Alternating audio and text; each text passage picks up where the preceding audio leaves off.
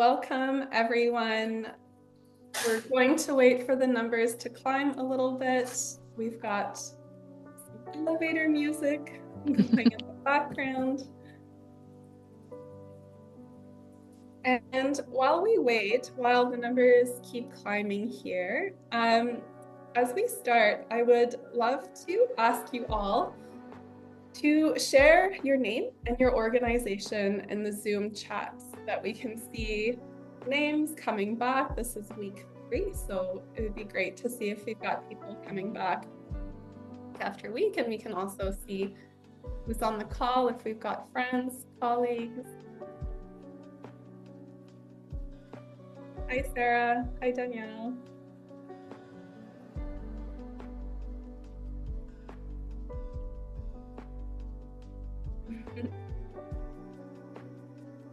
Hi, Christina and Sarah.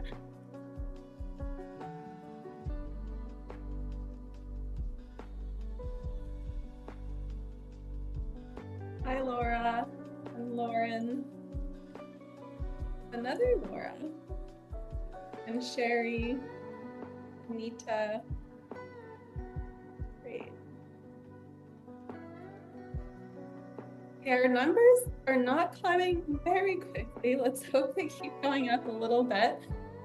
We were just chatting beforehand. With a snow day, we kind of don't know what the turnout's going to be. We're hoping that people want to tune in and talk about climate communications. They're snowed in, cozy activity. So let's get started here. I'm just going to pause my music. We'll come back to it during our activities. So to start us off, and before we dive in, I would like to welcome you to today's session and also remind us all that truth and reconciliation is a fundamental component to building equitable, net zero, and climate resilient communities. As we go through today's session, I would encourage everyone to keep this in mind and maybe be a little bit critical, knowing that reconciliation is an ongoing process that requires learning, unlearning, reflection, and action. And that's something that we try to do at ICLEI Canada and with ORCA on an ongoing basis through our work, which happens all across Turtle Island and the traditional and unceded territory of many diverse First Nations, Métis, and Inuit peoples. I myself am going to host today's webinar from my remote office in Thunder Bay, Ontario, which is located on the traditional lands of Fort William First Nation, signatory to the Robinson Superior Treaty of 1850. So today is week 3 of our 3-week climate communications training series. And I'm seeing in the chat people still introducing themselves and some names that I saw in the first week, second week, and third week, and that is really wonderful. We also have some folks joining us for the first time this week, which is great. The training is offered as a component of our Climate Communications Toolkit, which was recently launched. Today's session will focus on how do we deliver climate messaging and how to optimize results using the concept of a communication journey is something that we'll present in part 2 of today. But what we really want to do is use today as an opportunity to root the climate communication strategies that we've been talking about in real world examples. So that you can really see how this concept can come to life and what that might look like in your work. So we've got some interactive activities, and we are also very excited to have 2 guest speakers from Credit Valley Conservation with us here today to talk about how they approach and deliver climate messaging to support their climate work. So part 1 will be a bit of an introduction that I'm going through right now, a presentation from our guest speakers. And then in part 2, we're going to talk about this concept of a communication journey, how to use this framework to optimize results, and we have some activities planned. So right now is a perfect time. If you don't have your activity sheet that you should have received in an email from us yesterday, we are going to put a link in the chat so you can grab your activity sheet as well as a cheat sheet with some helpful reminders. Everything in the cheat sheet is also found in the toolkit, but we just put it all in one place for you today. And just for housekeeping, today's session is offered in English. It is being recorded, as you would have heard when you signed in. I'll be leading our session. I'm Kernis McGoldrick, the Climate Communications Manager at ICLEI Canada, and I was one of the co-leads of the Climate Communications Toolkit, and I'm joined here today by two of my colleagues, as well as our guest speaker that I'll introduce in a minute. But Haley Anderson is a project coordinator at ICLEI Canada and with Orca. She was also an author of the toolkit. She's dropping all the links in the chat. If you have any questions, feel free to reach out to her. She'll be monitoring questions in the chat today. And we also have Ariane Mooney, or Ari, who helped write the toolkit as well.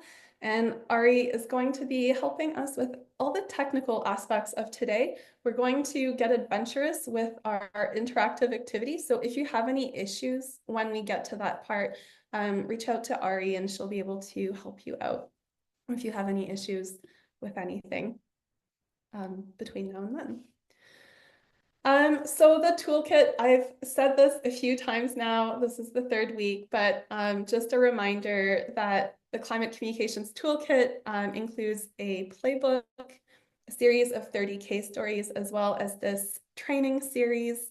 What we've done with the toolkit is put together these resources that you can use time and again, you can come back to. Including the recordings from this training series, which we'll make available online at the end of February, so the whole 3 weeks.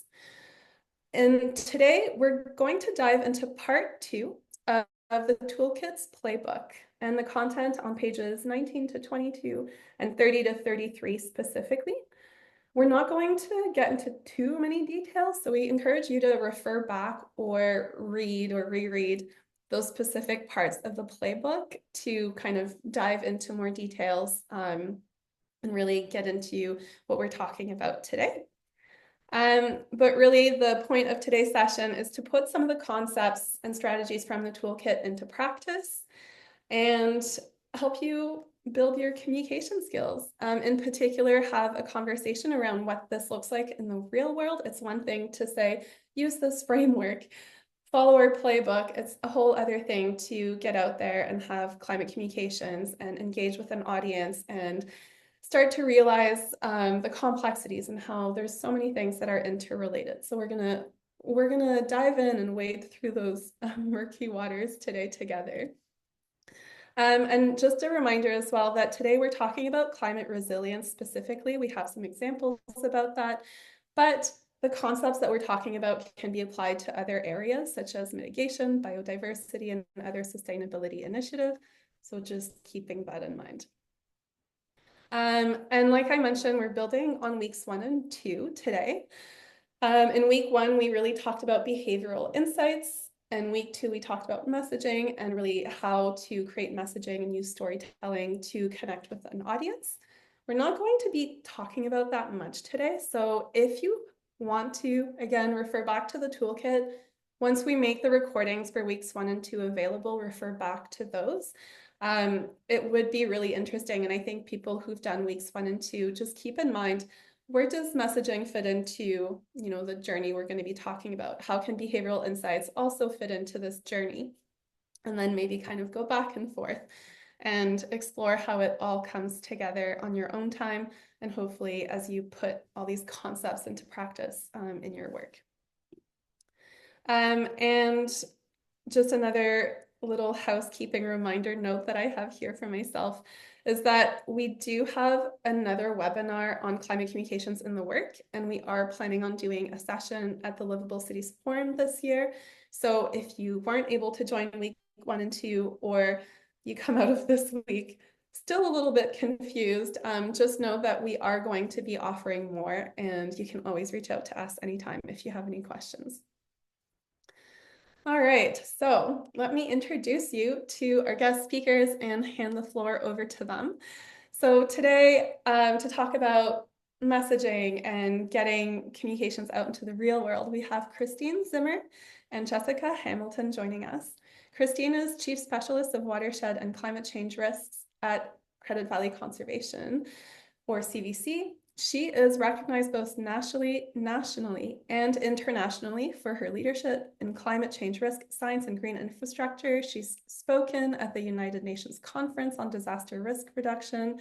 She's received an award from the Ontario Ministry of Environment for Environmental Excellence. She's a member of the Advisory Committee for Climate Change Canada's Adaptation Platform. She's been doing amazing work in climate communications for many, many years. I first ran into her when I started my journey when I was in my early 20s, a while ago now. But it's so, so great to always hear what Christine is doing. And we also have Jessica Hamilton, who's a coordinator at CBC Sustainable Neighbourhoods Action Program, or SNAP. She has a background in behavioral science and psychology, a lot of experience in environmental policy and community engagement. She has been involved in political leadership offices at the national level. And at CBC, Jessica coordinates community engagement, marketing campaigns. She supports project administration and contributes to building sustainable communities in the CBC area. So with that, let us dive into what communications looks like in the real world before we come back and go back into frameworks and concepts. So I will share my screen and I will pass the floor over to Christine and Jessica.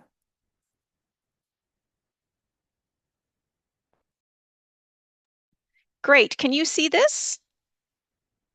All right. Okay. Well, thank you for the introduction. And I noticed that my picture is a little outdated because I have blonde hair, and that was before COVID and the whole lockdown with hair salons. So here we go. So I wanted to start off, for those of you that are outside Ontario, you may not be familiar with a conservation authority. There are 36 conservation authorities in Ontario, and we manage resources at a watershed scale, providing flood forecasting and warning, flood regulation, hazard mapping for erosion, and terrestrial and water quality support to our member municipalities. The Credit Valley Conservation Authority lies between Toronto and Buffalo, and we empty into Lake Ontario. We're 1,000 square kilometers, and I like to think of CVC as a living lab because at the bottom of the watershed is the city of Mississauga, and it was primarily built out before stormwater management controls. The middle portion of the watershed is one of the fastest growing parts of Canada, and the upper part is more rural in nature. There's fly fishing, more natural heritage assets. They are also groundwater supply, and they have different threats facing us with respect to climate change that need to be considered. But most importantly, as growth happens up the watershed, it's very important to make sure that the development that occurs upstream doesn't have negative impacts downstream, and that we maintain or restore those areas downstream in the city of Mississauga and Brampton and existing urban areas. So with that lens, I hope you can see yourself in your various jurisdictions and organizations. And as we walk through this presentation, and I think one of the things as we talk about adaptation, we have a great national adaptation strategy that looks to its goal is to have resilient infrastructure by 2051. What needs to be recognized is that 60% of infrastructure is owned by local municipalities, and those decisions have to be made at a local level. And so if we don't engage local municipalities, Indigenous communities, then that goal will not be achieved. And so some of the challenges that are really important for us to understand with respect to adaptation, I'm sure many of you can recognize that in your own day-to-day work, is, staff capacity, silos, increasing budget pressures and competing priorities. There's also, decision makers. The decision makers in municipalities can be CAOs, CFOs, the mayor, and they may not necessarily be the technical staff. So the engineers, the climate analysts, the environmentalists, social and emergency management department. And so we really need to provide them with different communication styles, the business case for resiliency and investing in it when they have so many competing priorities. And I think one thing that's definitely needed or recognized by all of you in this space is that climate action involves every one of us. And so that means being able to work across departments, working with private and public sector, and we all need to work together. And so Jessica and I are going to kind of focus, I'm going to focus mostly on the interactions that I have gone through across departments, divisions, and agencies with respect to flooding. And Jessica is going to talk about sort of the more property or public interface and communication. So again, my focus is going to be on cross department and agencies, as well as development community, and one little tidbit from experiences that we had during extreme events. So in the Credit River in the last 20 years, we've had 12 extreme rainfall events that have hit our watershed and 8 near miss events that went outside of our watershed but could just have easily hit our watershed. And they all exceeded current infrastructure design, causing extreme flooding as well as erosion. Those events are essential to learn lessons and to be able to identify where your gaps are.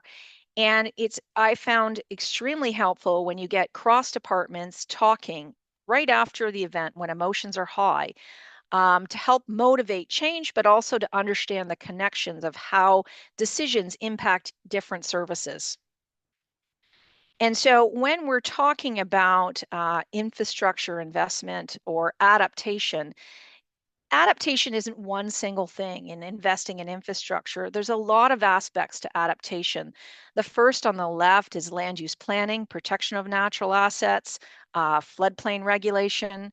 The middle is emergency management, public services, social services, both pre and post an extreme event. And then there's investment in adaptation measures. So the examples I show here are, switching to green infrastructure in our municipal road right-of-ways. But Jessica will be talking about the engagement with tree planting, natural assets in our community, as well as things that people can do on their property to build resiliency. So, as I mentioned, I think it's really hard for us to get an emotional connection to 2050. When I talk to my husband, he says, I'm going to be dead by then. And we don't have kids, so why worry? So, bringing it down to past events, and particularly when you've had a traumatic event like a flood, is really important because those are opportunities where you can start to see the faces of your community and to understand how that flooding impacted your parents, your kids, and the community are most vulnerable. And so these are just an example of some of those stories that we heard when we talked across different service industries. So we heard from emergency managers that they had to perform an evacuation on a senior care facility with 114 residents. Took them over 15 hours. They had 5 feet of flooding. And those residents are still not back in their senior care facility. We had schools that had 4 feet of flooding in the kindergarten in less than 20 minutes with no flood evacuation plan. We had residents that couldn't afford insurance and had to live in a tent while their basement apartment was being renovated. We had low-income families that couldn't afford to throw out their contaminated food and got waterborne illnesses. These are the faces of flooding, and I use those faces to help motivate me to change. And so we developed a tool that allows us to communicate to different divisions and help them prioritize actions in the ground for adaptation. The map on the left is social vulnerability. We worked with public health and the University of Guelph to develop a social vulnerability analysis with 18 different demographics. And that social vulnerability map goes on all of our flood and erosion risk mapping. The map in the middle is where we anticipate having high flood flows, so high velocities, high flood depths, making it extremely difficult for evacuation, in which case emergency managers need to use watercraft. And so this has helped them inform watercraft, but it has also helped our parks department identify where they may want to purchase properties and convert them to parkland. The map on the far right is a map where we looked at where we might anticipate higher risks to waterborne illnesses that may affect the population with the lens of social vulnerability, so that our public health department and our social service department can work with the community to provide them with the services they need so they can throw away the food and not get sick. When we talked to residents who were affected by flooding, and we used logic-based campaigns like disconnect your downspout and we'll give you $5,000, the uptake, even for those people that were flooded, was less than 2%, even with a rebate. And so we tried a different strategy, and that was a marketing strategy to really understand what motivates people. And what we found was next to their family, their landscape is the most important thing because it's their outward reflection to them of themselves. So they want their landscape to be beautiful, to have pride and be clean and tidy and colorful. So when we asked them to draw pictures of sustainable or eco landscapes, the reactions were very negative. They drew pictures of dead birds, weeds, decks having to give up their barbecue. It was perceived as a real loss. And so, and when we asked them to plant native plants, they named the dandelion and the trillium, and they couldn't think of another native plant. So where I'm getting with this is it's really important that the technical words that may make sense to us or the jargon like sustainable may not resonate with your community. In fact, when we said sustainable, they thought pave over your whole property, which is exactly opposite. When we use the word watershed, 44% didn't know, and 13% thought it was a shed that held water. So words like that don't resonate. And so what we did instead was looked at the images that you see down below and said, imagine your beautiful oasis. That allowed us to get a 20% uptake in retrofits. The development community, I mentioned that planning is critical in land use planning. I think it's important that developers have science-based information to help inform their planning decisions. This example is showing where we have high groundwater levels that will pose basement flood risk. And had we had this information, we would have created larger buffers around our wetlands and or it would have provided extra protection to protect wetlands, regardless of whether they have a significant feature or not.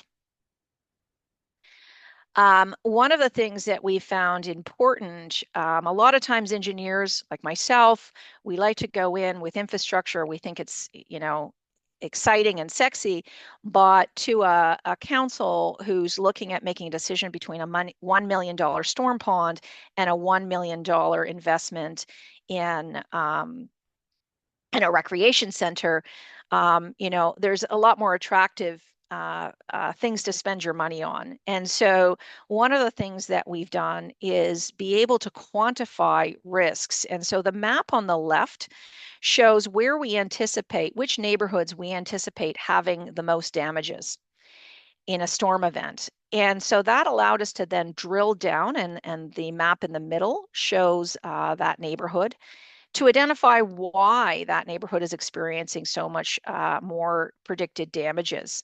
And in this case, we found that it was a bridge. And so it was constricting flow and causing upstream flooding. And so we worked with the municipality on different types of design options.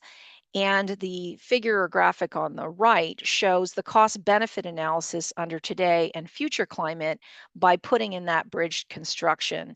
And interestingly enough, a bridge lasts 100 years. And in this particular design that we were providing, the cost was 10 million. The payback period was 15 million. So a great investment that both taxpayers can understand as well as council members. We also, again, thinking about the watershed, understanding that, the lower portion is where you have already developed urban areas. And then as you go up the watershed, you have fast growing and you have and so what you need to do is have a holistic approach of what strategies you're going to use for adaptation. And so again, being able to target different types of investment, understanding where your natural risks are from a flood perspective is important. And then being able to target those investments. And so this example is, again, one that we've used with CAOs and taxpayers to show that the investment that we're providing or we're suggesting provides the biggest bang for your buck.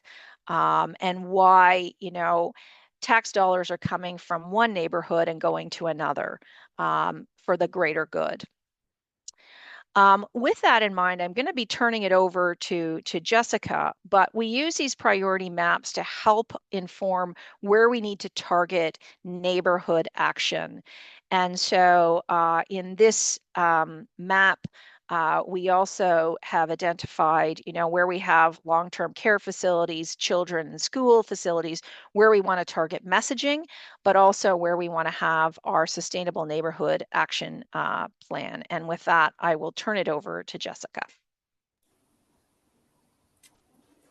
Hi, everyone. Thank you for having me this afternoon. It's my pleasure to speak with everyone today about the Cooksville Sustainable Neighborhood Action Plan, or SNAP, as we refer to it. The strategies we use and the strategies we use to communicate and reach our audience to further sustainable behavior change. So as Christine mentioned, the information that she develops is what informs where a SNAP will be initiated. And the Cooksville SNAP is a collaborative project that was led by Credit Valley Conservation in partnership with the City of Mississauga and the region of Peel. And the initiative aims to build resilient, mature communities by fostering greener, healthier, and climate resilient environment through locally tailored action. So while CVC has 3 SNAP projects currently, today I'll primarily focus on the Cooksville SNAP in Mississauga. Next. So our objective with the SNAP is to work with teams across CVC, municipal governments, regional authorities, and corporate partners, as well as the community, most importantly, the community, to implement the action plans we've developed in conjunction with the community. This collaborative effort ensures that we can address the unique needs of the Cooksville neighborhood by leveraging the strengths and resources of our partners. We can create a more impactful and sustainable change in the community. So I'll give you a quick overview. So we've just completed the co-design phase, developing the action plan for Cooksville, which includes 5 overarching goals and 29 specific actions. So right now we're entering the implementation phase, where these plans will be put into action with the help of our stakeholders, partners, residents, community partners, etc., to achieve our vision. So our approach follows the asset-based community development model, which focuses on identifying and utilizing the existing strengths and assets within the community. So this model empowers residents to create local opportunities and respond to the needs and challenges in their neighborhoods. So one of the perks of working with SNAP is learning from all of this collaborative effort. Many of the strategies that I'm going to be discussing today were shared with me from our Greening Corporate Grounds and Your Green Yard communications team, as well as lessons learned from the asset-based community development program, and truly the path that was laid before me from all of those working on projects like these. And agencies like ICLEI for creating these communication pieces. So thank you for all of your work. It goes into action on my end. So next slide.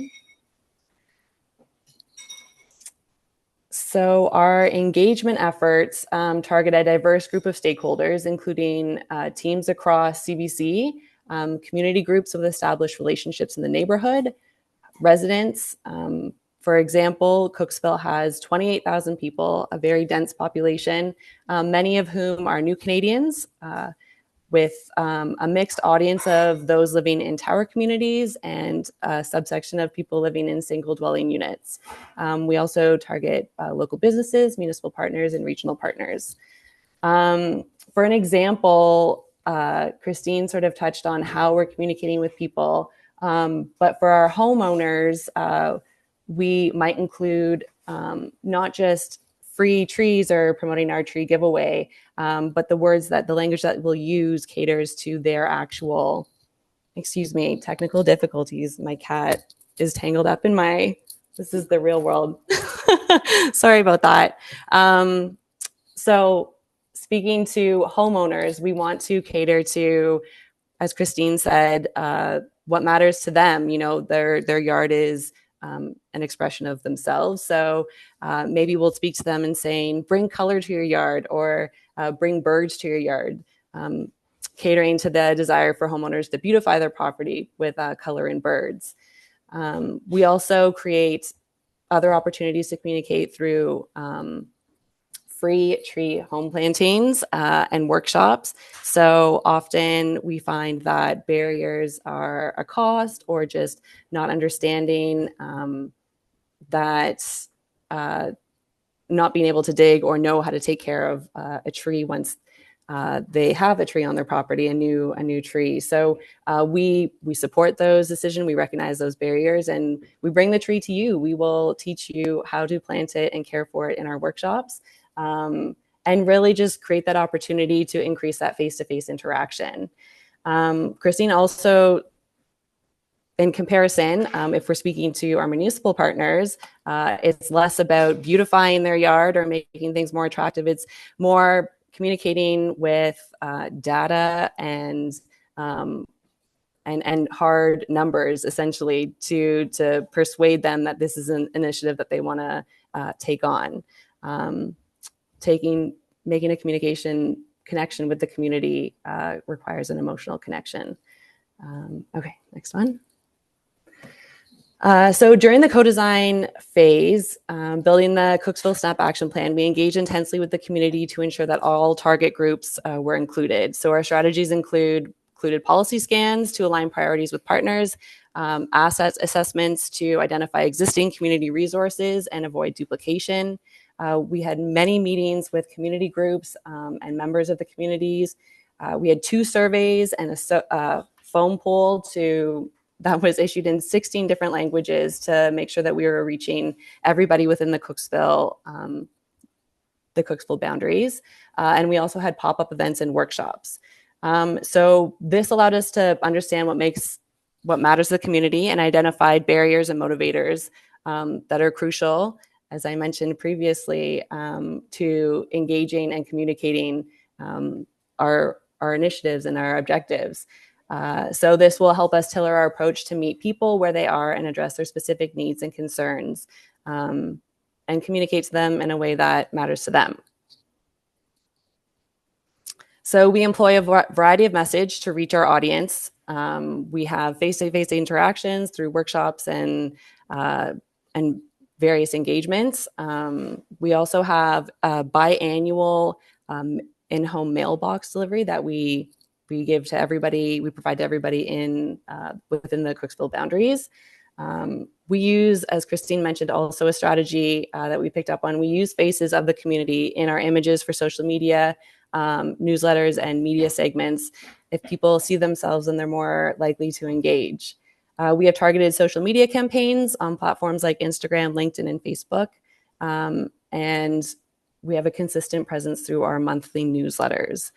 So different approaches for different audiences make a big difference. For example, with our Greening Corporate Grounds program, it's slightly different than our engagement with homeowners, where we don't typically send mail flyers to businesses, but we focus on reaching them through LinkedIn, Board of Trade magazines, and digital targeting campaigns. So different audience, different strategy. Next one. So in order to get people to take action, we focus on making the message and call to action clear and direct. We meet people where they are. We have a good, solid, strong understanding of motivators and barriers. And we target our message based on the lifestyle and demographics of the people that we're trying to speak to. So direct outreach as to face-to-face interaction or mail has had the biggest impact for us. Really helps motivate, just inform people, and then motivates them to take the next step. Secondary methods have included social media and the workshops.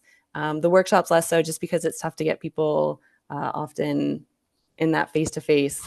But it helps just to reinforce the messaging and engage community, just build connection with people and open up that conversation. We identify local community groups and partners as well to do cross promotion of our initiatives. So it's bringing like minds together, just building that energy. So in conclusion, this Cooksville SNAP is an important initiative that addresses local environmental challenges and fosters a climate resilient community. By working with our local partners in the community, we can achieve long-term positive change in the Cooksville neighborhood and in all SNAP neighborhoods, all mature neighborhoods. Really, we all need a SNAP. Currently, we're about to develop a towers engagement plan to better identify how we can effectively engage the tower communities and multi-residential buildings while we continue to push through our tried and tested methods throughout the watershed and our SNAP neighborhoods. So happy to take any questions or, yeah. Thank you so much, Jessica and Christine. As you were talking about the programs, there's so many elements that we touched on in weeks 1 and 2 that we mentioned in the playbook that you do as part of everything. You know, the way you talk to council and developers is different than how you talk to residents. You think about motivations, you think about barriers, you'll tailor the message. 16 languages for call outs. That's amazing. That's kind of really identifying language as a barrier and going into the communications, knowing that that needs to be addressed. There's so many great pieces. I hope that people on the call who've been here for weeks 1 and 2 are starting to see and recognize some of the behavioral strategies, some of the audience segmentation strategies we talked about, and some of those, you know, very specific climate messaging or storytelling strategies. I hope that you were able to recognize that because it was just kind of one after the other. And incredible numbers too. I love that you are always tracking your progress and you can put a dollar figure, you can put an increase in uptake, you can put a number on it, which really helps when we talk about key performance indicators. It helps sell the need to do this to the people holding the budget strings. And also love that you work with communities. You know, you're a conservation authority, but you can kind of come in and help be that trusted partner, or maybe that more creative, nimble partner that sometimes municipalities don't have the ability to do. Yeah, I loved it. I'm going to stop talking for a moment and let anyone else jump in with reflections or questions. I see Sue put it in the chat that they love the way you tailor your messaging, and that's very helpful. If anyone else has a question, I'll just slowly talk and let you gather the courage to unmute yourself or put up your hand. Curtis, sorry, go ahead. I was just gonna say I can jump in, but I have been working on a home retrofit program, and just the simple reframing of learn how to beautify your lawn instead of saying we have money for you to plant things in your front yard. Like that's really helpful. I'm gonna probably file that away and send it on to some partners. Thank you.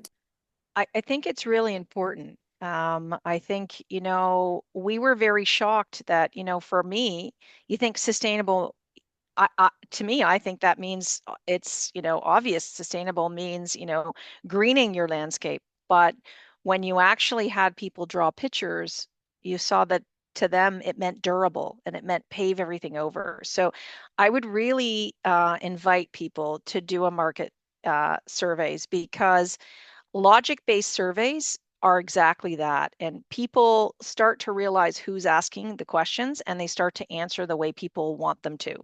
But when you do a market research where you're asking people to draw pictures, that engages the emotional part of the brain, which is actually the part that is the motive, like that changes behavior, right? And it's not. And so that was very insightful, because when we had done a logic-based survey, you know, we said, you know, would you plant trees that, or plants that, you know, encourage butterflies? Well, who's going to say no to a butterfly, right?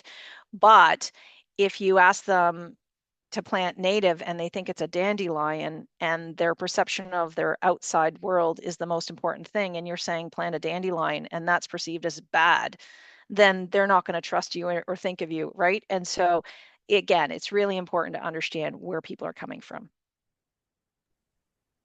Yeah. So much great work.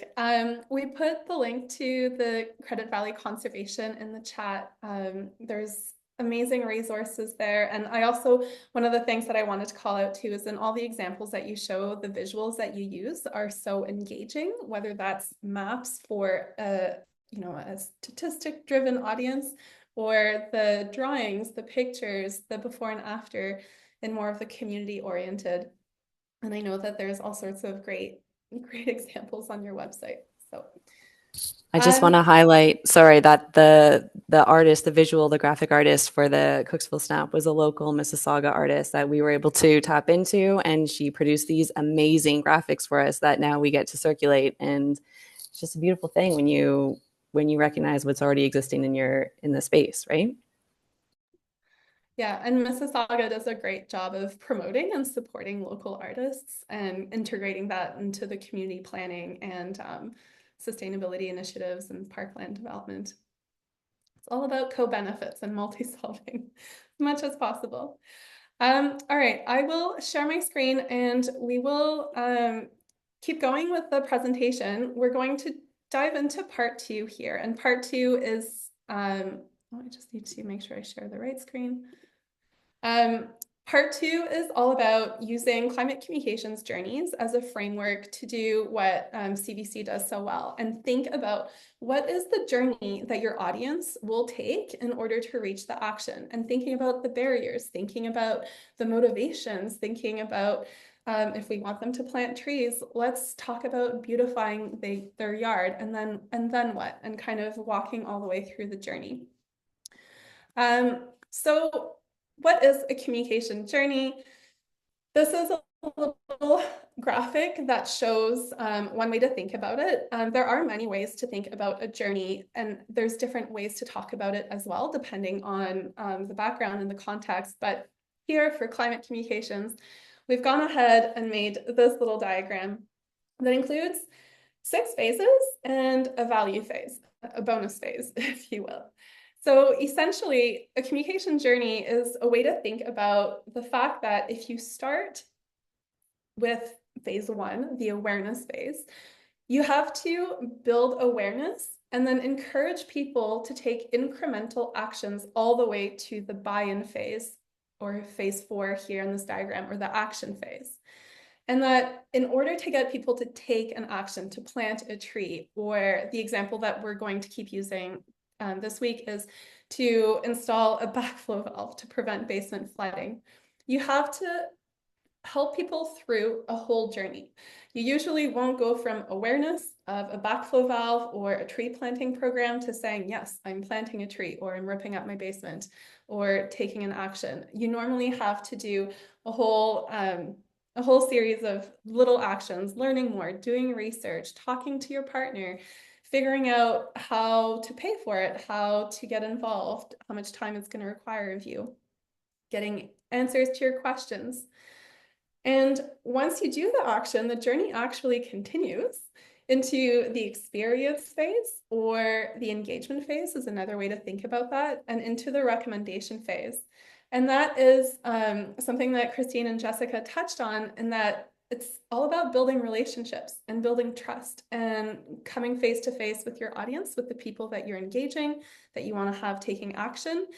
And that's part of the experience, the engagement. And if you do a good job and you're genuine and authentic and you truly are building real relationships, then hopefully those people you're engaging with and working with will speak highly about your program or initiative, and will help actually feed into awareness for other people. They might become social influencers or community influencers, or help build this momentum towards a new social norm, and provide social prompts to those around them.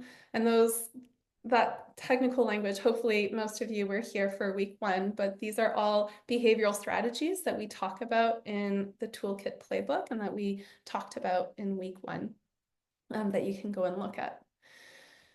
So really quickly, these are the phases of the communication journey. I'll go through them in a little bit more detail in the next slides, but let's go into our first activity, our favorite activity for this training series. You may have done it twice already, and we'll ask you to do it again. And essentially, the first thing you have to do in order to map out or think about the journey, the communication journey that you want to invite people to embark on is identify your climate action. We need to know what we're trying to get people to do. If it's planting a tree, installing a backflow valve, or preparing an emergency flood evacuation plan for their classroom, we need to be really specific. So this activity is on your activity sheet, and oh, someone's already sharing. Sue, you've been here before. You know what we're gonna ask. So basically you can use your activity sheet to identify which leaf or action leaf you would like to work on. The action leaf is the most specific part of your action, and we're presenting it as a tree with the trunk as the strategic goal or objective. The branches are the different actions, and then the leaves are the very specific actions that normally involve a specific segment of your audience. And we would love for you to share your action leaf in the chat. So we already have one, which is amazing, because later on we'd like to come back to some of these and actually work through some of them as a big group. So please share your leaves. And then the second activity, we're just going straight into it, is a bit of a repeat from one of the activities we did last week when we talked about the need to really get clear on who our audience is. This week, we're not going into the motivations, the values or identities of the audience. We did that last week, and like Christine and Jessica both mentioned, it's really important to understand like what role the yard plays in people's lives, or the motivation of counselors or people making decisions with bridges and stormwater pond installations. So we did that last week. This week, though, we would love for you to think of who is the audience you would like to engage in your communication journey. And more specifically, where can you find them? Where are they going? What are the physical and digital locations where you could find them? And this is really helpful when we're thinking of the journey, because that's where we'll want to place our message. What organizations are they part of? Are they part of any group? Do they work with trusted messengers or trusted organizations like Credit Valley Conservation, or maybe a school group? I thought it was interesting when Christine and Jessica were talking about wanting to engage people who lived in towers more. That's a very specific physical location. Obviously, people living in a tower will go through the lobby or in the elevators a lot. You can get really specific, but just thinking about your audience in terms of where can you actually get in touch with them when the time comes to share your message with them. And you can also think about what are the barriers that might get in the way. I don't think we have that on this activity sheet, but it is really good to note that, and how we can address those and how we reach people. So again, thinking of language or platforms we use, people we can partner with. So hopefully you can think about this and fill out your activity sheet as I keep going here, but we want one action and one audience. And with that, we will go forth and create a climate communication journey.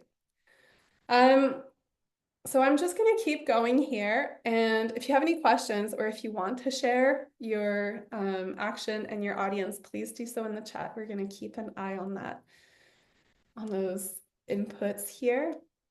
And I'm going to run us through an example of a climate communication journey now. So this is the example that we worked with last week. Some of you might recognize our friends here, our audience, our hillside neighborhood homeowners that are retired, that are fiscally conscious. They're not very concerned about climate change, but they are concerned about local flooding issues.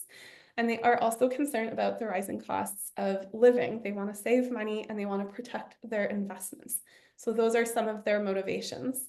And they don't want to move out. They want to stay in their house as long as possible. That was another little element we added last week to them. And the action we'd like to support with this journey is to increase the uptake and backflow valve subsidy program in the hillside neighborhood. It could even be one of the neighborhoods in the Credit Valley areas that were identified in that map that Christine showed us.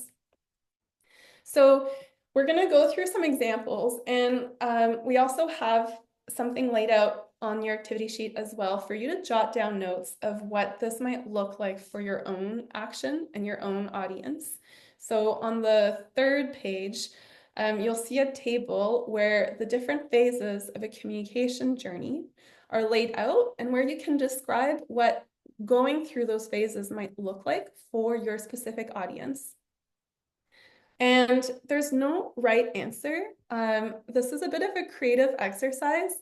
Like we heard Christine and Jessica talk about, there's so many different ways to engage with people. There's so many different journeys that we can take. So as we go through here, we're just going to brainstorm. We're going to come up with ideas, and then we're going to get more specific when it's time to decide how much time and how much money do we want to spend on this communication campaign that we're building out. But right now we're just brainstorming. So what are the different parts of the journey? What are the calls to action we would like to use to nudge them through every step of the journey? What are performance indicators we can use to measure those different steps in the journey? And what platforms or channels can we use to reach the audiences, again, every step along the way? You don't need to worry about all the details right now. Hopefully going through the example will be helpful. So for our example, step one is the awareness phase.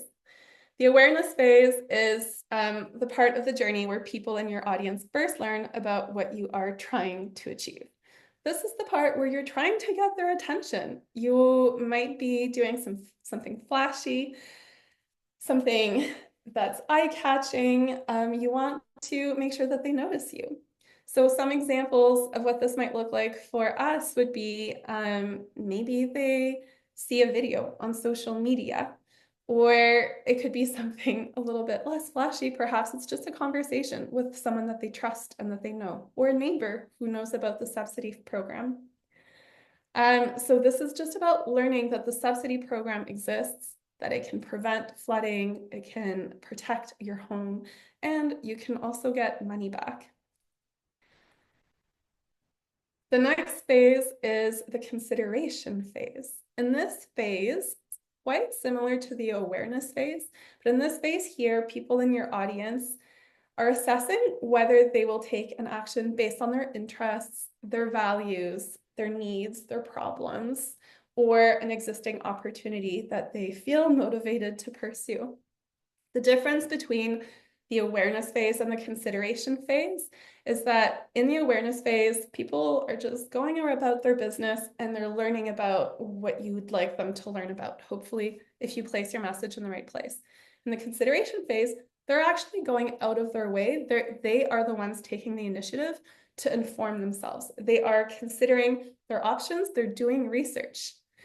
And so in this phase, for our example, it might look like someone going and reading some FAQs about a subsidy program, or maybe they'll attend a community event if the community event is pitched the right way to them. They might read a local news story in the paper, they might do a Google search, they could talk to different neighbors and people they know who've gone through the program, they might visit a website, they might watch an information video, and there's a lot more that we could put in here. And then from the consideration phase, we go to the connection phase. In the connection phase, this is where the engagement starts to happen between you and someone in your audience. The connection phase, again, the lines can get blurred, but the way to think about the connection phase is to think, are they giving you their information? Can you reach out to them after the fact? If they're giving you their email address, their name, and maybe physical address, phone number, then that's a connection. You can start, going back and forth with this person. You can really start engaging with them, building a relationship, establishing trust.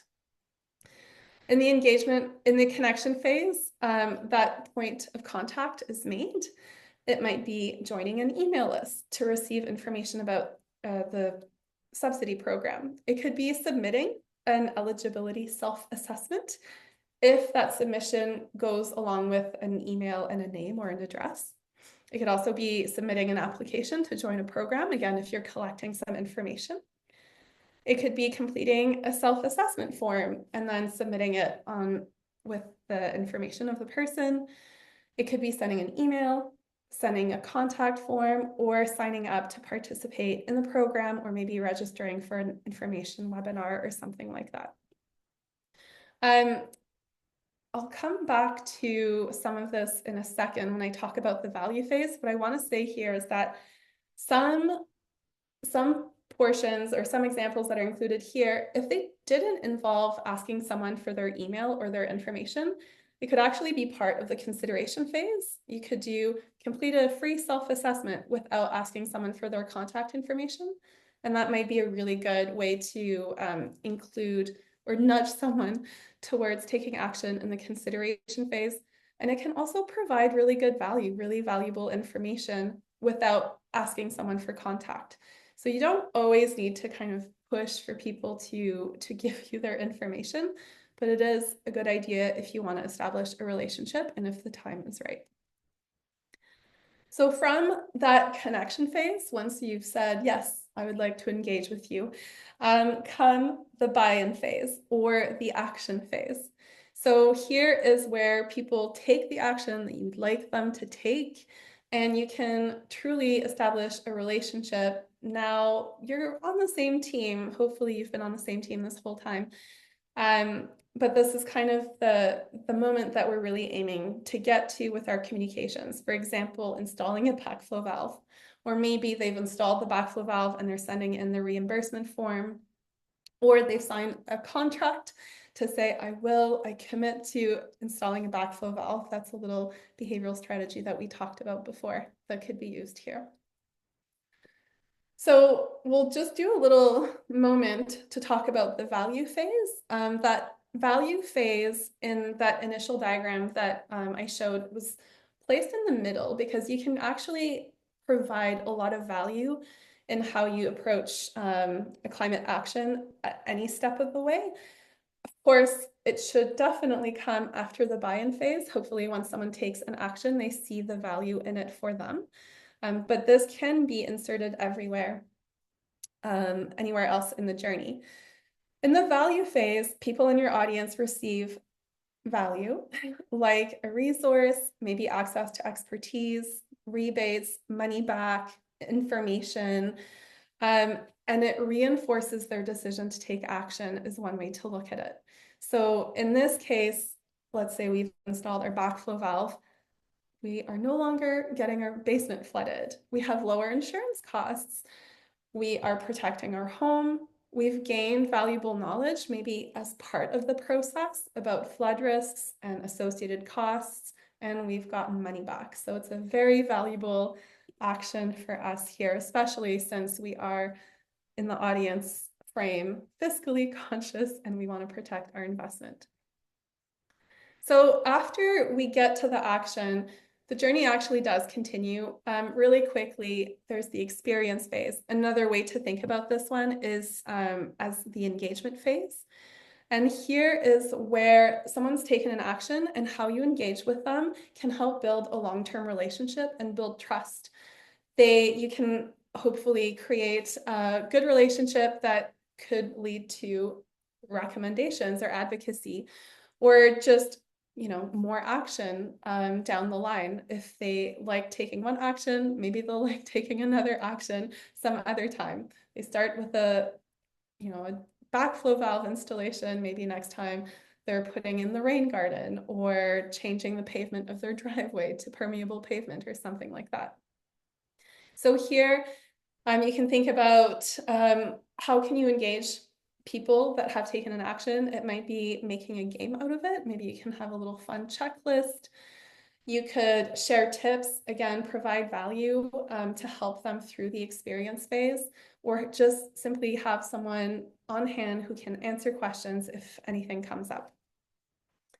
And then finally, the last phase, the recommendation phase or advocacy phase, is another way to think about it, is when people in your audience reflect on their experience. They can share really valuable feedback that can then inform not only your action, but also your communication or how you approach talking about this particular action.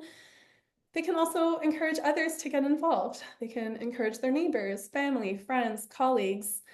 They can talk about their experience, hopefully positively, and get more people to take action. So for example, here, they could fill out a flood assessment survey to see if their action, actually did reduce flood risks. They could fill out a program feedback form.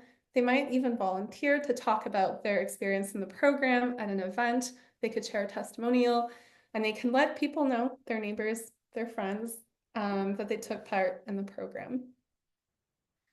So before I go into adding layers to the communication journey here, there's something that I wanted to mention earlier that I forgot to mention. And actually, I'll skip a slide so we have this visual here.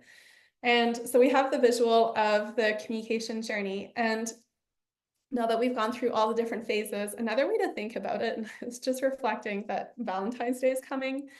And the idea of going out with someone, a romantic interest perhaps, might be on your mind. That's actually a really good way to think about the communication journey, is to think about how would you approach someone that you're interested going out with, or maybe, partnering with in the long term.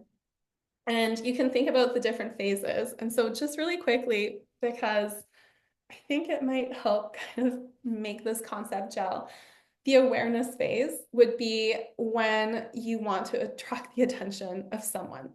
So how can you attract the attention? You might say, oh, someone's part of an organization or a group, and go there. The consideration phase is once you have their attention, then the person you're interested in would, perhaps look you up on social media, do a little Google searching, some sleuthing, ask some friends, hey, have you heard of Kurnis? How is she? Should I be interested? And that's the consideration phase, the research phase. The connection phase is when you say, sure, here's my number or email, or, you can find me. And then the buy-in phase is deciding, yes, let us date, let us start a relationship. The experience phase could be that long-term commitment to make a relationship work. You can't just, woo someone into a relationship and then take your foot off the gas, so to speak. So how are you investing in the relationship? What value are you providing? And I'm not sure where the recommendation phase fits into this analogy, but it could hopefully just be about people saying nice things about you and your partnership with a love and trust. So that's just kind of a cheeky way to think about it, but some food for thought. So let me just go back a slide here. And what I want to say now is that, so now that we have this idea of what a communication journey is, let's layer some elements into here so that we can start talking about what actions we want people to take every step of the way, how we can measure success and track that progress towards the action, and the best way to reach people. And then we can touch on behavioral insights really quickly. So the first layer that I wanted to talk about is CTAs, or calls to action. So when you want someone to take an action, like I said, different steps will get them there, and every step of the way should have a clear call to action, a very clear action word that goes with your climate message. So this is again an example with our subsidy program. Our journey might look like asking someone to start with learning more about the program, reading an FAQ, the call to action, read the FAQ, contacting us, submitting a form to participate, downloading a checklist, and taking our survey. So those would be the calls to action in this example. If we add another layer to that, what are the key performance indicators that could help us track success of that communication journey? So number of video views or social media post impressions in the awareness phase. For the FAQs, it could be the number of FAQ web page visits or number of FAQ PDF download or document download. For contact us, number of inquiries. To submit your form, number of forms submitted. So you can see that each call to action can have a very clear key performance indicator. And that's a really good way to think about key performance indicator for your communications journey. And adding a layer of, now that we're thinking about the journey, what are the platforms and the channels? Where can we go to connect with our audience at every step of the way?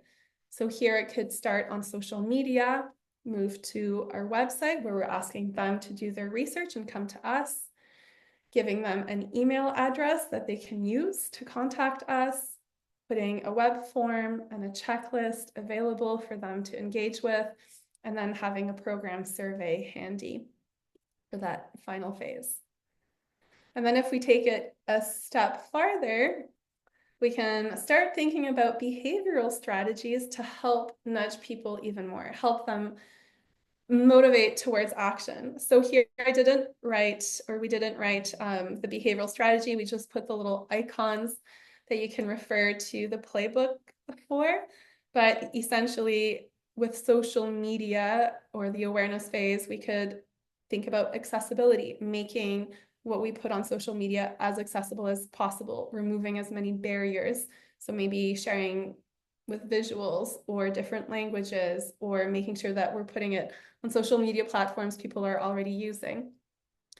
For our FAQs, we could frame those using intrinsic value framing to make sure they really resonate and encourage people to say, yes, I want to take this action.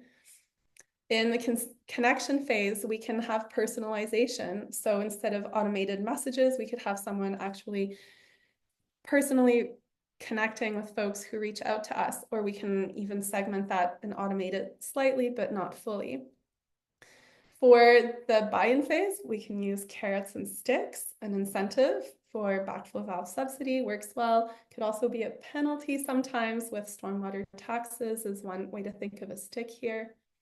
And then for engagement, we could make a game out of completing the checklist. We can look at different ways to have gamification.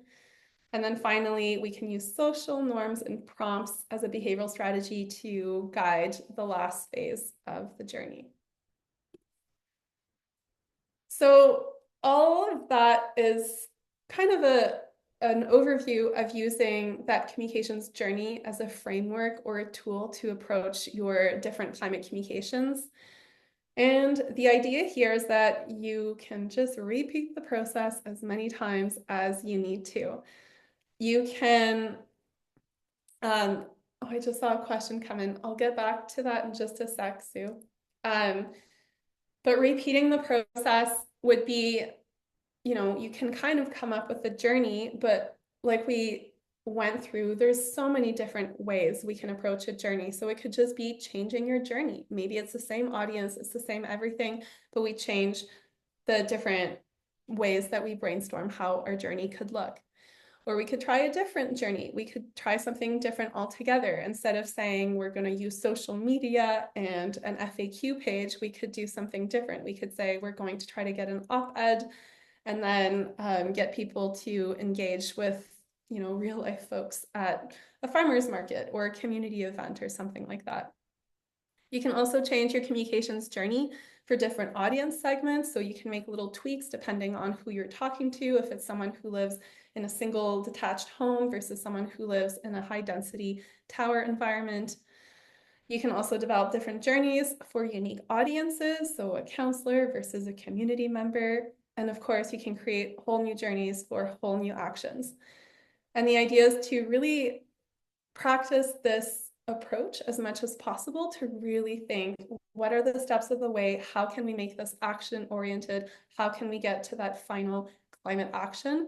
How can we make it as easy for people to say yes every step of the way so that we can reduce basement flooding or plant more trees or do the climate action that you've identified.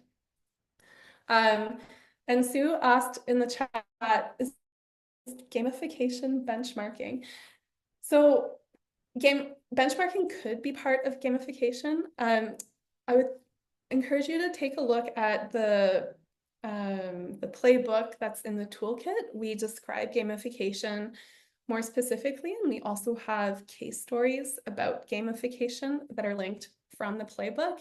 But gamification here, what I was referring to is just making things a little bit more fun. Sometimes it could be benchmarks, sometimes it could be a leaderboard, or it can be as simple as, you know, you completed your checklist. Congratulations, you won the game. You can think of ways you might try to make things into games for children or your friends' children, perhaps. They don't have to be elaborate. It's just kind of making it a little bit more fun and a little bit more engaging rather than just a checklist. I don't know if that helps answer your question. Okay, great. So we've got a little bit of time left. So let us try an interactive activity. What we'd love for you to do now is click on the link that we're going to share in the chat to get onto Mentimeter. And let's try to go through what a communication journey could look like using an interactive platform. So Haley just put the link to Mentimeter in the chat. You can also scan the QR code. I'm going to click this little link here. And going back and referring to your activity sheet, we'd love for you to share with us, what is your action and audience? And what we have in mind is we'd like to use one of those as an example to collectively go through a communication journey.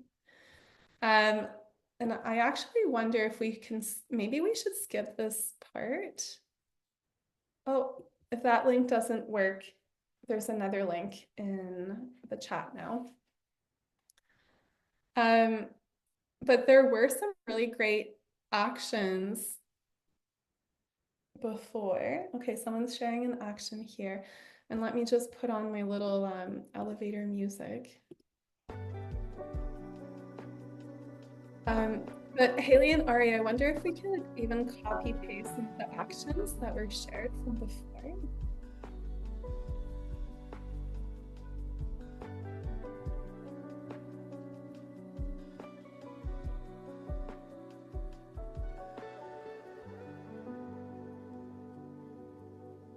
Yeah, so these are great actions. And then what we're going to do is, I think, let's just keep it open for another 30 seconds and then we'll move on. And what we're going to have is a shared board that everyone can write into without having to do anything too complicated, as we're hoping. And then we can brainstorm what a communication journey might look like for one of these actions.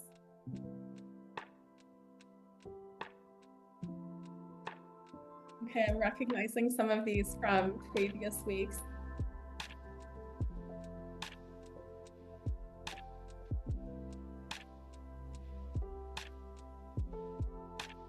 All right, Ari, let's get into. Is there one of these that you want to do, or do you want to do the one we already have in Miro? Just because you'll have to copy and paste it. I've got one started from earlier if you want to go ahead. Okay, awesome. Okay. All right, so for the next part here, so I'm sharing my screen, so I'll kind of drive us through this platform, but everyone if you click on, you should be able to see this in the Mentimeter screen that you have, that you could open on your computer. You can just follow along with my screen share here. But what we've done is we've created this climate communication journey framework. Below here, we have the example that we went through in the presentation with the backflow valve, example. So these were some of the examples that I shared. But now we're just going to go up and let's try to put together a climate journey for this action. So the action that we have here is 10 community-led climate resilience projects will be initiated this year. And the audience is homeowners in the southern end of the Credit Valley community. So looking to engage 300 homeowners in a specific part of the Credit Valley community. So what you can do now is, if you click on the Mentimeter link that Ari shared in the chat,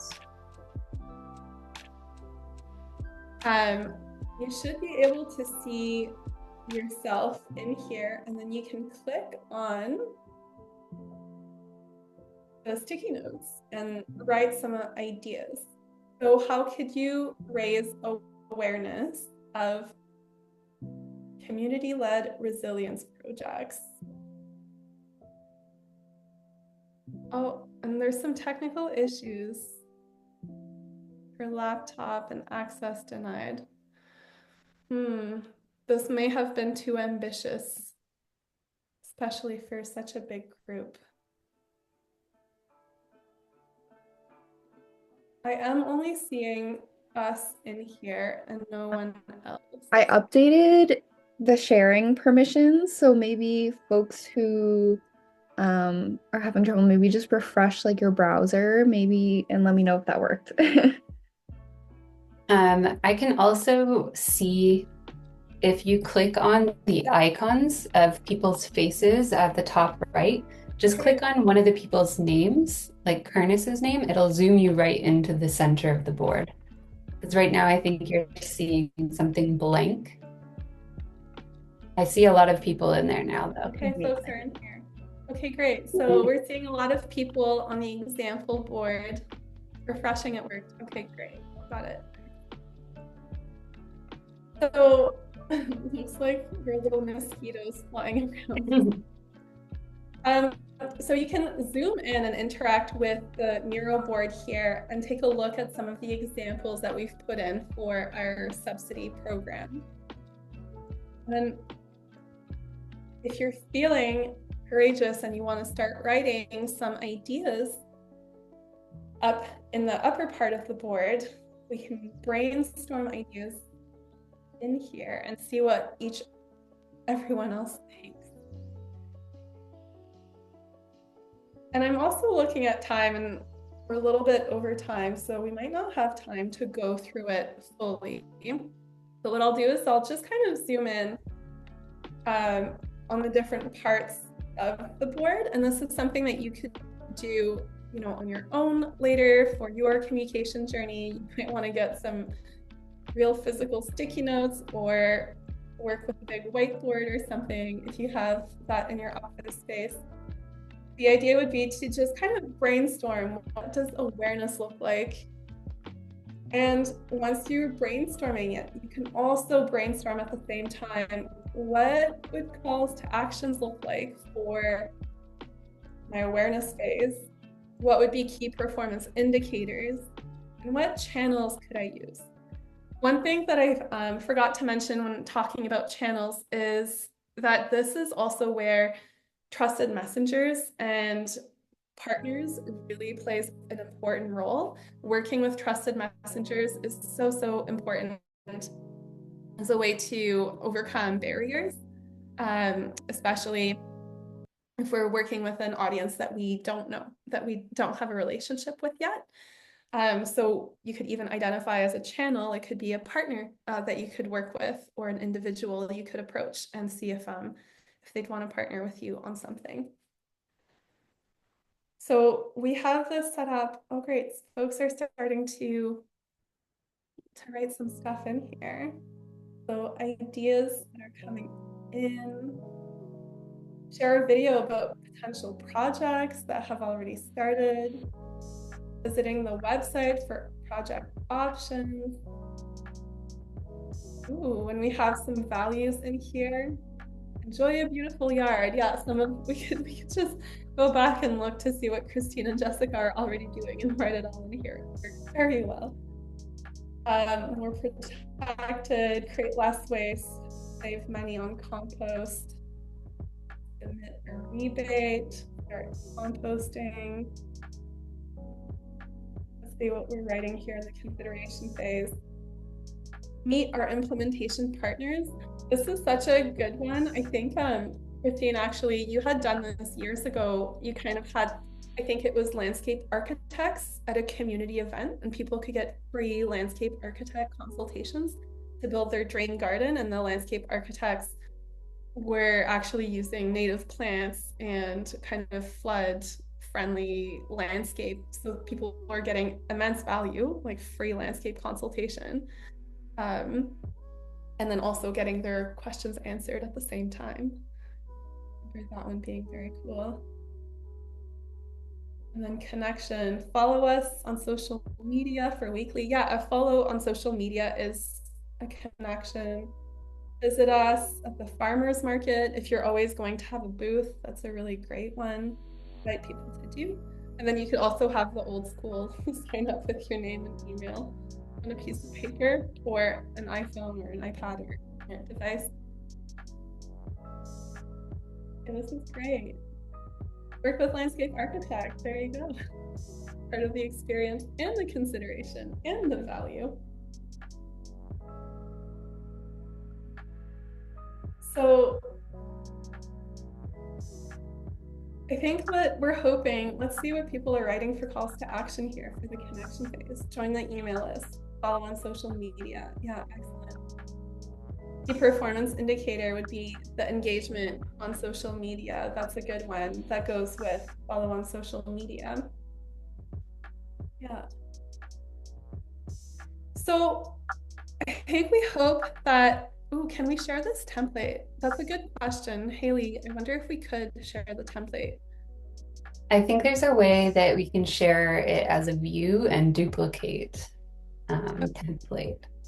Yeah. I'll look into it.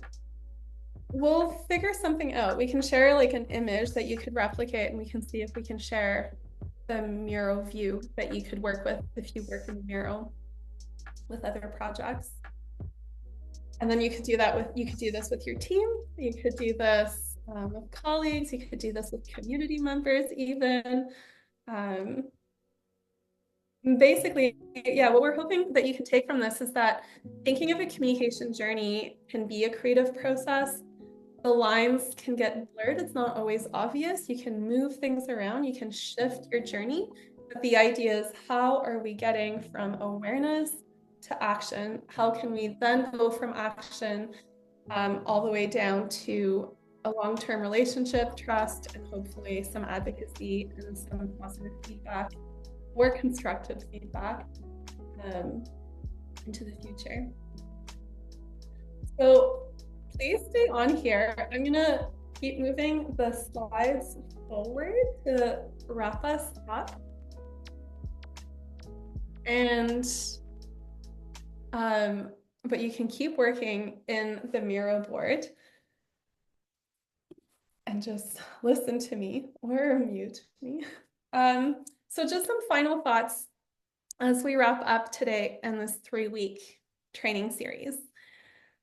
As you go through, hopefully, this creative exercise and replicate it on your own, we'd invite you to stay curious and responsive to what it actually is like once you start implementing it in the real world.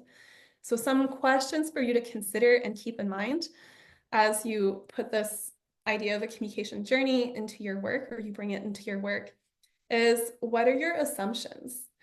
Often we'll have some assumptions that if we share something on social media, everyone will see it, we can call it done. Or if we have an open house, everyone who's interested will come and we can call it done. It's really important to identify those assumptions and then test them. So ask yourself, how can I test them? That's where the key performance indicators can come in. You can think about surveys, even the assumptions that Christine, you shared earlier with what does sustainability look like? You know, we're thinking gardens and trees, and people put pavement everywhere. So how can you test those assumptions? Maybe it's focus groups, maybe it's feedback, conversations, that idea of engaging the creative part of the brain. And then ask yourself what's working and what's not working. And that's something that I heard Christine and Jessica talk about too, kind of there's a lot of stuff that's working, and also expanding into engaging towers, people who live in towers. So maybe there's going to be some testing to do there and figuring out, has what worked before, will that work with this new audience? If not, how can we tweak our journey? How can we tweak our messaging? How can we tweak our visuals and how we connect with people so that it does work? And then really, really importantly, what is your audience telling you? The communication, the awareness is more of a one-way communication, but as soon as people are looking and doing their research, looking at their website, connecting with you, it becomes a dialogue. And there's so much that we can learn from the people that we are trying to engage. Often the best ideas come from the audience, listening to how they speak, listening to what they value, listening to what's important in their cultures, different ways of doing things. How can you listen to your audience, and then how can you work that into your communication journey? And then also really listening to what they need, especially when working with people who have traditionally or historically been left out of decision making or left out of climate action planning, really listening to them and what they need and what they're telling you, and making it more of a dialogue and a relationship rather than one-way communication or traditional communication. And the last final thoughts that I have to share, and then I would love to see if Christine or Jessica have anything else that they'd want to impart on you before we wrap up, is that this is a journey for you too as the communicator. It's something that hopefully you can have fun with, hopefully you can come back to again and again. We hope that you can read the playbook, the case stories, revisit these recordings. And like I mentioned earlier, we'll be sending out the recordings to all 3 sessions. So keep your eyes on your inbox. And also, of course, feel free to connect with us by signing up to our email list or following us on LinkedIn. We'll be doing more trainings, and we'd love so much for you to join us. Christine and Jessica, is there anything that you'd want to share as we final thoughts here? Not anything too noteworthy, just thank you for creating these resources. Honestly, as I was putting my presentation together and I was referencing these, I was like, wow, this is just so on point and so accurate. So thank you for creating this document that the community has access to really have a meaningful impact in the work that they're doing. So I appreciate that, and thank you very much for having me present, and Christine as well. So thanks. Yeah, and again, I'd like to echo Jessica's comments. Just thank you, and thank you for producing this, because I think so many communications tools that I've seen for climate change have been logic based, and you know, logic is great when you've already hooked somebody, but logic campaign is not good when you haven't, and you really need to tap into people's emotions and what motivates them. And so I'm really glad to see that you've put that element in. And I've also think I'm glad to see that you've put the KPIs in, because I think as budgets become more constrained, as there's more competing interests, it's going to be very important for us to demonstrate return on investment. And so I think you've brought in all of those elements, which is great. Thank you. Well, thank you both so much for being here. Thank you everyone who's come week after week. My final little pitch, join us at Livable Cities Forum in the fall. We'll have a whole climate communications workshop, and you can find us online. Please download the toolkit, tell people, become advocates, please. But thank you for being here, and we will be in your inboxes with the recording shortly. Thanks again, everyone.